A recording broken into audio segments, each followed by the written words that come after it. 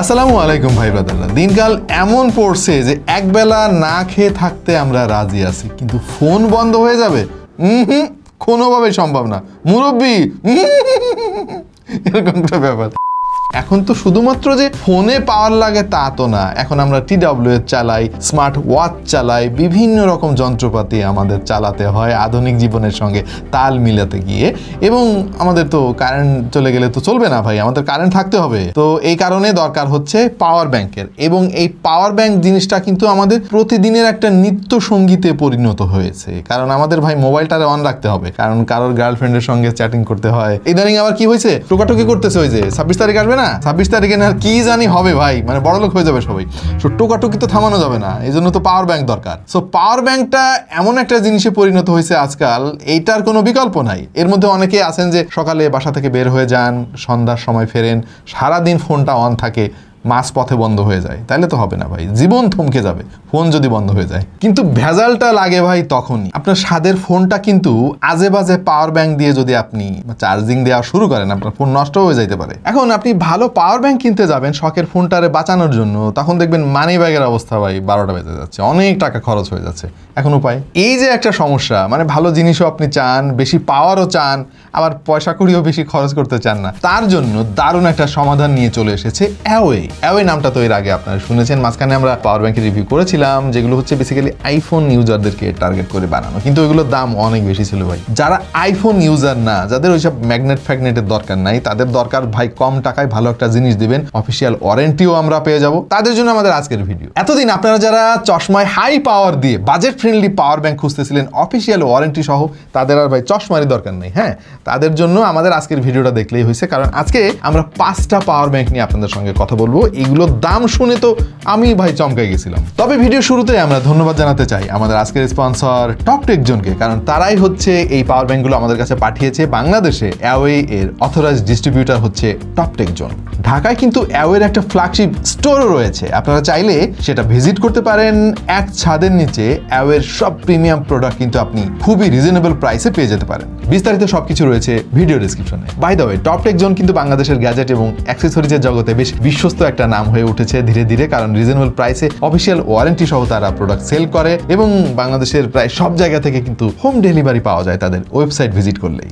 ডেসক্রিপশনে রয়েছে তাদের সম্পর্কে বিস্তারিত, go check it out. Away P6K 20,000 mAh এর পাওয়ার ব্যাংক, দাম মাত্র 1250 টাকা। অ্যাওয়ে P5K 10,000 mAh এর পাওয়ার ব্যাংক, দাম মাত্র 990 টাকা। P13K 20,000 mAh এর দাম 1450 টাকা। P10K 10,000 mAh দাম মাত্র 1250 টাকা। P88K 10,000 mAh ক্যাপাসিটি, দাম 1600 টাকা। এই যে এত পাওয়ার ব্যাংক নিয়ে আপনাদের সঙ্গে আলাপ করবো, এগুলো সুবিধা অসুবিধা তো অবশ্যই জানাবো, এবং ফাইনালি জানাবো এই সবগুলোর মধ্যে আমার ব্যক্তিগত পছন্দের পাওয়ার ব্যাংক কোনটা। প্রথমে এই কথা বলবো P6K এবং P5K মডেল নিয়ে। এগুলো মূলত একই জিনিস, একটার ক্যাপাসিটি বেশি, একটার কম। এটার বিল কোয়ালিটি আসলে আহামরি তেমন কিছু না, এরকম পাওয়ার ব্যাংক আমরা এর আগে অনেক দেখেছি, এবং তার দাম মাত্র 990 টাকা। এই জিনিসটা এর আগে আমরা কখনো দেখি নাই। ইভেন 10,000 mAh এর দামের সঙ্গে যদি মাত্র 250 টাকা আপনি যোগ করেন, তাহলে আপনি পেয়ে যাবেন 20,000 mAh। 250 টাকা যোগ করলে 20,000 mAh? হ্যাঁ, মানে কেমনে 250 টাকা যোগ করলে আমি 20,000 mAh পাইতেছি, আবার 250 টাকা কম দিলে আমি 10,000 mAh পাইতেছি? হ্যাঁ ভাই, এটা কি আসলে ঠিক আছে? এটা তাই তো লেখা দেখতেছি। তাইলে ভাই আমি এই 250 টাকার জন্য আমি 10,000 mAh কেন নিব? আমি তো 20,000 mAh নিব।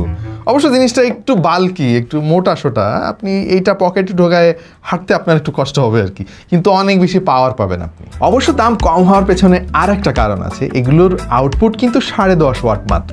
এই পাওয়ার ব্যাংকটিকে চার্জ দেওয়ার জন্য Type-C পোর্ট এবং মাইক্রো USB যে কোনো কেবলে আপনি ইউজ করতে পারবেন, এবং Type-C পোর্টটাকেও কিন্তু আপনি আউটপুট হিসেবেও ব্যবহার করতে পারবেন। এবং আমরা আমাদের ফোনে চার্জ দিয়ে দেখেছি যথেষ্ট দ্রুত গতিতে চার্জ হয়। সব থেকে বড় ব্যাপার হচ্ছে চার্জিং স্পিড কিন্তু ফ্লাকচুয়েট করে না, তার মানে এই পাওয়ার ব্যাংকটা আপনার ফোনের জন্য সেফ। তো এই দুটার মধ্যে আপনি হলে কোনটা পছন্দ করতেন একটু কমেন্টে আমাদেরকে জানান। দাম প্রায় কাছাকাছি, একটার চাইতে আরেকটার ক্যাপাসিটি প্রায় ডবল।